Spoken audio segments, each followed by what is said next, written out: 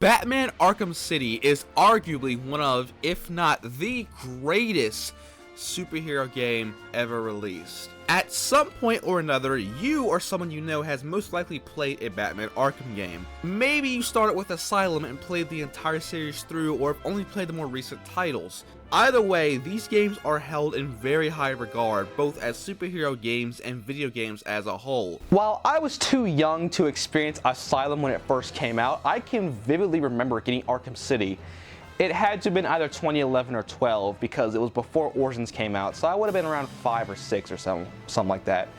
And, you know, I played the game when it first came out, and by play I mean I just sat up on a perch and threw batarangs at people because that's just what I found entertaining at the time. And this was long before I got my own PlayStation, so I would just, you know, play, I'd leave for the weekend or whatever, go to my grandpa's, and I'd come back and I'd find that my dad played during the weekend and gotten us further in our playthrough. And this was kind of rare because this is around the time where he was mainly just focused on Call of Duty and the about to release Grand Theft Auto 5.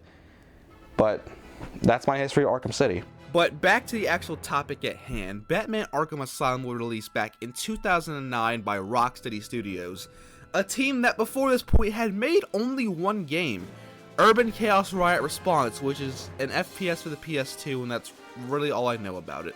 But they delivered because Arkham Asylum was fucking amazing. It wasn't the first Batman game or anything like that, but it was the first one that really focused on being Batman. I mean, you have a great atmosphere, you have Paul Dini who wrote it, and the cast of the animated series, in my opinion, the greatest cartoon ever, and when you have all that, you end up selling 4.3 million copies. But 2 years later, in 2011, we would get Arkham City, which was bigger and more expansive in every way. So, let's take a retrospective look back at what is considered to be one of, if not the greatest superhero games of all time. Before we could talk about the main characters in the story, we need to talk about the real main character here, and that is the world itself. Arkham Asylum as a world was a great setting for the first game, but for the sequel, Rocksteady wanted a bigger and more expansive world. A full-on city, Arkham City, consisting of a couple blocks of Gotham City sectioned off as a prison of sorts, including locations integral to Batman lore like Ace Chemicals and Crime Alley. You can also tell you're at Arkham City by the various thugs. For example, on one end of the map, you'll see the Penguin and Two-Face's gang, and if you glide all the way to the other, you'll see the Joker's crew. And if you pay attention to the dialogue and what's going on here, there's a mini turf war. You don't really notice it if you're not paying attention, but it's something to look out for. While in Arkham Asylum, a lot of the thugs were kind of just there and had a lot of recycled models and dialogue, Arkham City, the thugs will have actual banter and full-on conversations, which is pretty funny to listen to sometimes. Here, the boss has vanished. What? Where'd Penguin go? No idea. One minute he was all, Batman's going in my trophy case. The next, nothing. Zip. I don't like it. Do you think he's dead? Did Batman kill him? Have you been back to the museum? The museum's locked down. Those undercover bitches have taken over. I knew we should have killed him. So what's the plan? Lay low. See any of Joker's crew? Kill him. Deal. That place is locked down tighter than my mother on prom night. What the hell does that mean? You don't want to know. Yeah, I do. Me too. We've got more important things to be dealing with, like, what are we gonna do if Batman's taken down the Penguin?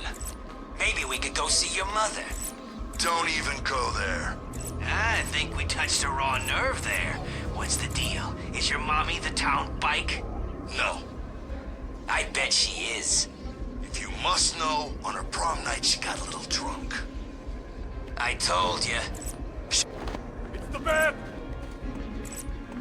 And thankfully they all look and represent the gangs. And there's various Easter eggs and references to other Batman and other DC characters around the map. At face value, it's great to have a city, but there's also a fully explorable subway system and sewer. While I consider Arkham Asylum's atmosphere to be the scariest, some of that is still here in City. There's something unsettling about the abandoned subways and sewers. Even when you get to Wonder City under the map and you see all the strung up bodies, that shit is scary. Gameplay wasn't changed all that much from Asylum. It's the same fundamental system, but it's important for a superhero game to feel like said superhero. Batman can do a number of things during gameplay, with combat being arguably the most well-known part of the series.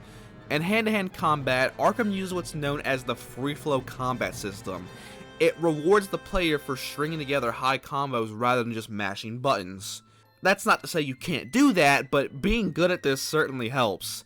And the major focus on stealth. Predator sections are, in my opinion, the coolest parts of the game. There's a certain cool factor of being patient and biding your time and then striking. Go for the enemy, hiding in vents or on top of perches. It's a pretty cool concept of being in control of the room. And in the challenge maps, it's a race to see how fast you can clear the room, but we'll get to challenge maps later in the video. In both situations, Batman has the utilization of gadgets like batarangs, bat claws, explosive gel, the remote electrical charge gun, and more. And like any other superhero game, Arkham City includes an upgrade system.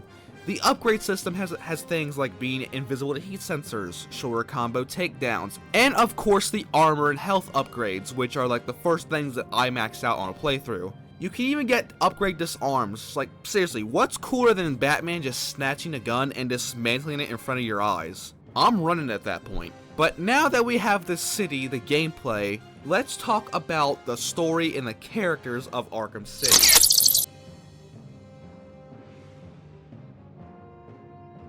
Arkham City's story picks up a couple months after Asylum, and the game starts with Catwoman? Okay, for context, I'm playing the Return to Arkham Remaster for PlayStation, so I have all the DLC and bonus content on disc. Anyway, we kick the asses of some thugs and Catwoman has a gun pointed at her head. Jump to blindness, and we have Bruce Wayne being interrogated by one of the game's villains, Hugo Strange. Notice I didn't call him the main villain, and I'll speak on that in a moment. Hugo Strange speaks to us about something called Protocol 10 and then drops the oh shit moment. Hugo Strange knows Bruce Wayne is Batman. Now, right off the bat, I need to show my respects to Batman's voice actor, Kevin Conroy. For a lot of people, me included, he is Batman. Whether you're a bit older and you know him from BTAS, or around my age where you know him from the Arkham games. And I fucking love BTAS, by the way. I'm not just saying that for the video. It's genuinely one of my favorite shows ever.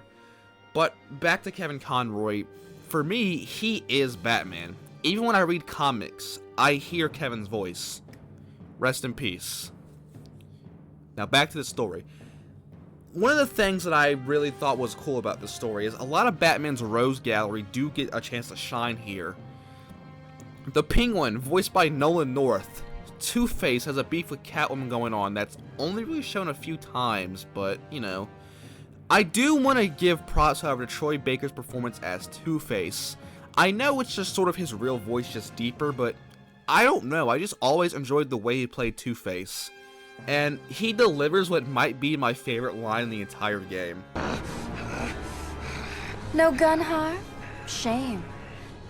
This is gonna hurt. 2 guns, bitch! And, of course, the Joker and Harley Quinn. After you rescue Catwoman, the game pretty much focuses a lot on the Harley and Joker plot. The story here is we infiltrate the steel mill, and after taking care of Harley's forces, we get up to the room and... Whoa, Joker's dead? Whoa, wait, what the fuck is going on? Okay, it turns out that the Joker is dying due to the Titan that he took back in Arkham Asylum. So, Joker decides to inject Batman with his poisoned blood, and that's pretty much the main plot of the game, besides Protocol 10. Strange will occasionally chime in, counting down the hours until Protocol 10 actually happens, and that's pretty much his entire role for most of the game, sadly.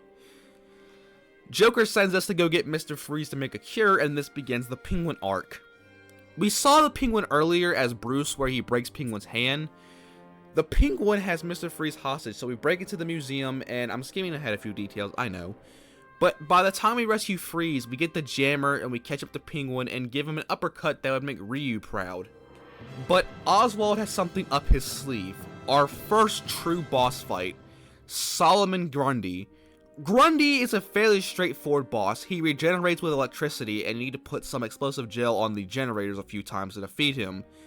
One of the cooler hidden details is if you shoot Grundy with the rec gun, he will actually replenish his health bar, which is a neat little attention to detail. It's pretty cool. And after we defeat Grundy and Penguin, that concludes the Penguin arc. Moving on, we have the League of Assassins arc. Freeze tells Batman he needs his aged blood for the cure, and by the power of plot convenience, an assassin breaks out and Batman tails her. Here we get a Robin cameo, and hold on, I gotta put a pause for a second. They did Robin so dirty in this game. Like, he shows up, he's got this cool badass design, he's voiced by Troy Baker, and his only role is to deliver the line launcher, and then he fucks off for the rest of the game. Why?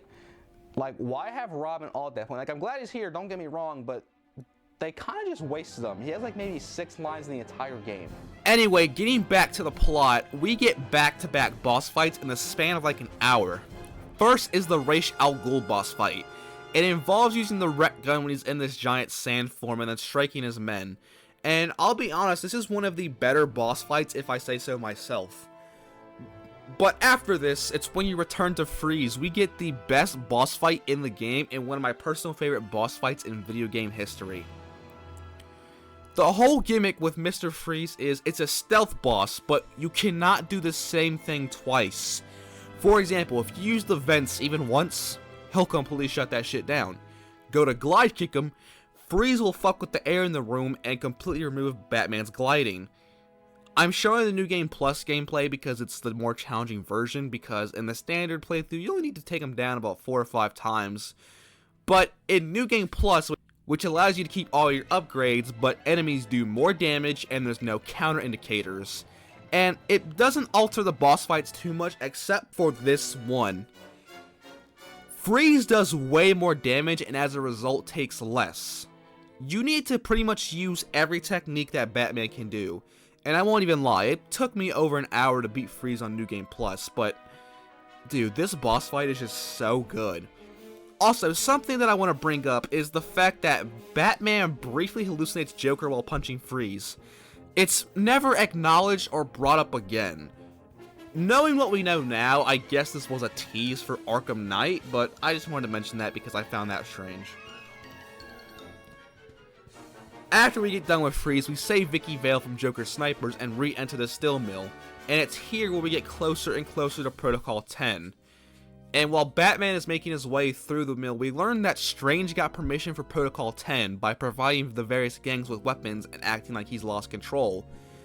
Now, I just explained about 5 to 6 hours of gameplay in a few minutes, and Strange really hasn't been a factor. And this is one of the things that I and many people have questioned. On the one hand, I personally enjoy the Joker stuff, but I also feel like Strange was sort of just pushed aside until the end of the game, which we will get to. I mean, he was in all the marketing and shit, but like, he's more of a background villain, which makes more sense for his character, but I will explain that more in a little bit. Batman makes his way to the Joker, and somehow Joker looks good as new. He challenges Batman to a fight and then calls his guys, but as Batman is about to defeat Joker, Protocol 10 starts and Talia al Ghul shows up to make a deal with the Joker and then cut to Catwoman. Okay, so to backtrack for a little bit, after Catwoman left the courthouse, she gets captured by Poison Ivy and is just presumably held there for hours at this point. She convinces Ivy to help her break into the Tiger Vault, and once she does, she clears all of the guards and steals the loot.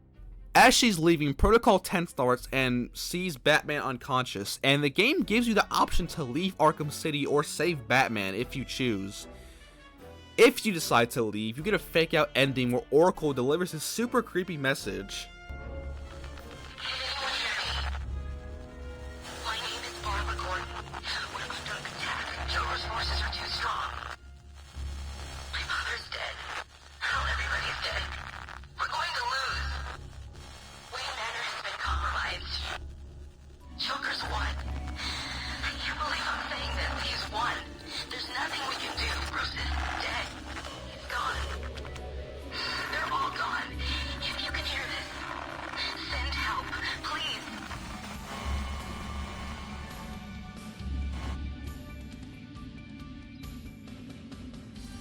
The game can rewind itself and Catwoman goes to save Batman, and this leads to the endgame, where Batman finally goes to confront Strange. And it's revealed that Protocol 10 is a missile strike that will kill every inmate in Arkham City. Batman scales Wonder Tower and confronts Strange, where he is stabbed in the back, literally by a secret benefactor, Hugo Strange. And after it's clear that he's going to die, Hugo activates Protocol 11 and Batman tackles Ra's out of Wonder Tower, where we get one of the most brutal deaths in the series.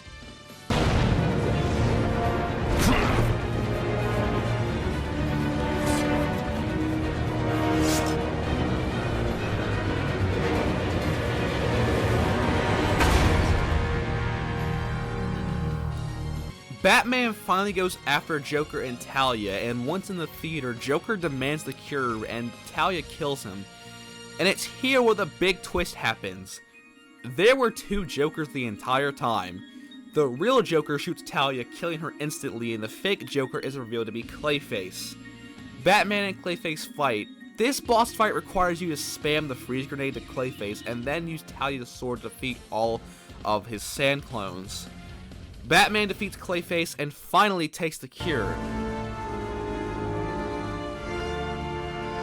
Get out of my way, Bats! I've got a date with immortality!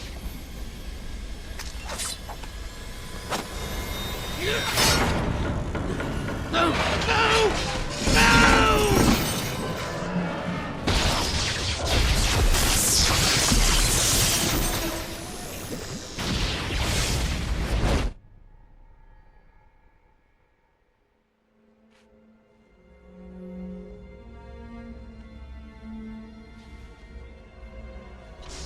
Quick! The cure! What are you waiting for? Come on! I killed your girlfriend, poisoned Gotham in hell. It's not even breakfast. But so what? We all know you'll save me. Every decision you've ever made ends with death and misery. People die. I stop you. You'll just break out and do it again. Think of it as a running gag! No!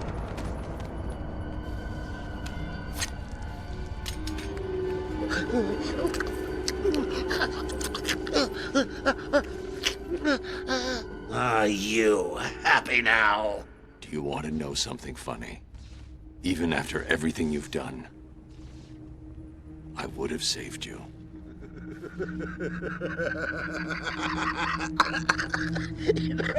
That actually is pretty funny.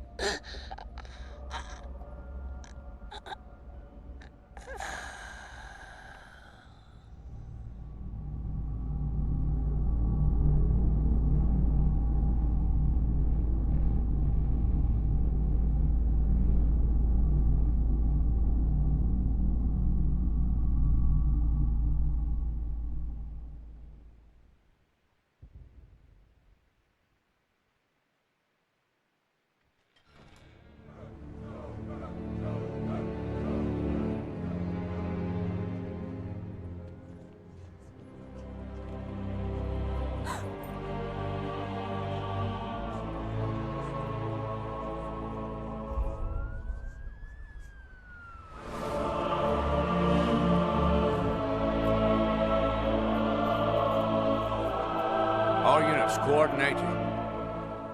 What the...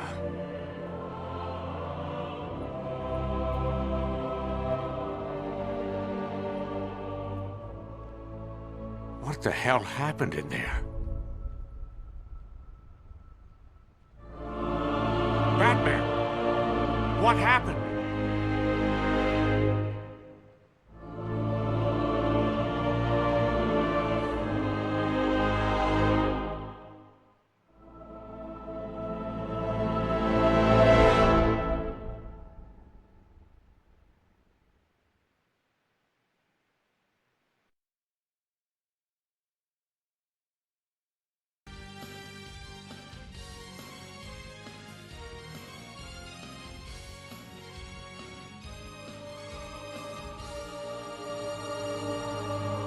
And that is Arkham City's main story.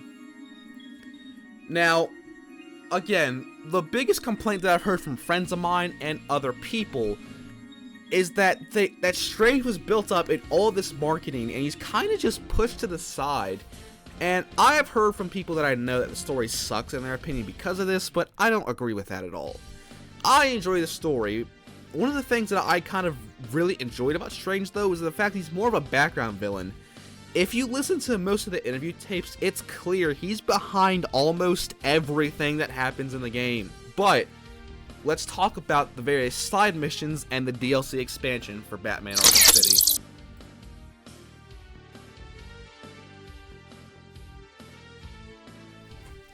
Batman Arkham City features various side missions revolving around some of his other rogues gallery who didn't have an impact on the overall story.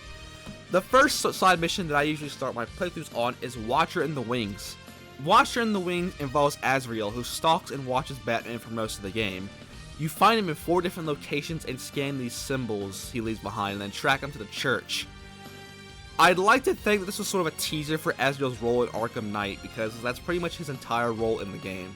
Fragile Alliance involves Bane and Batman teaming up to destroy Titan containers in Arkham City. You can either destroy all of them before you even talk to Bane, or vice versa. Once you destroy all of the containers, you return to Bane, and then surprise surprise, he turns heel. And Batman outsmarts him. Because Rocksteady just had to have their dumb Bane. Thankfully, the next Arkham game had one of the best versions of Bane ever, in my opinion. Shot in the Dark is about Deadshot killing various political prisoners. Batman eventually catches Deadshot slipping and saves Jack Ryder from an assassination attempt. And this leads us into the Deadshot boss fight. And I'll be honest, this is easily the hardest boss fight next to Freeze in maybe the entire series.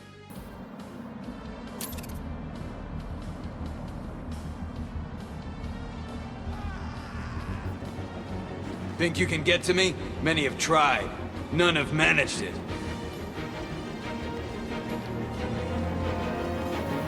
Where have you gone, Batman?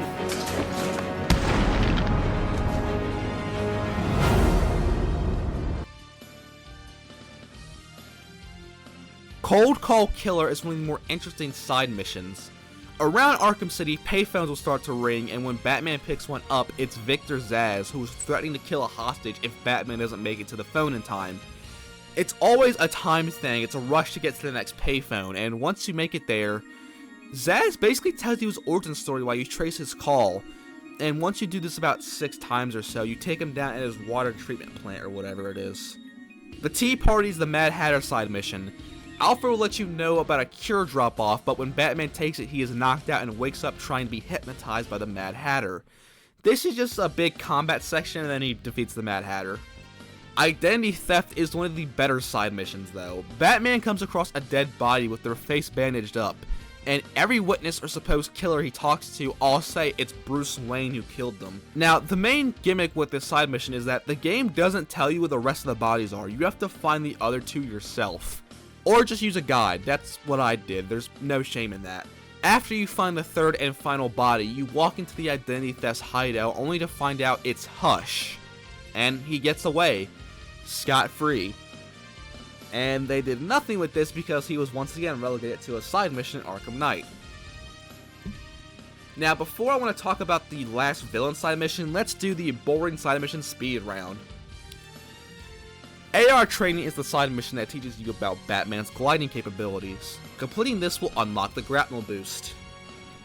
Arkham Assault just sees Batman going across the city stopping random acts of violence. The Iceberg Lounge sees you literally walk into the lounge, get an upgrade, and walk out. Same with the Stolen Freeze tech. You make your way to the basement of the steel mill and get the better freeze grenade. And the Nora Freeze mission. Mr. Freeze asks you to find Nora, and you do. Now, let's talk about the side mission in this game that I fucking hate the most. The Riddler.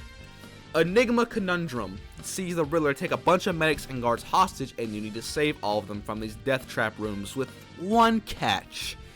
If you don't have enough trophies or riddles, you cannot unlock the next room. And not counting Catwoman's 47, you need all 400 to beat the side mission. I have only completed this mission one time on PC because my friend bet me that I couldn't 100% the game. After I beat the game on New Game Plus, I still was not done, however, on this particular playthrough anyway.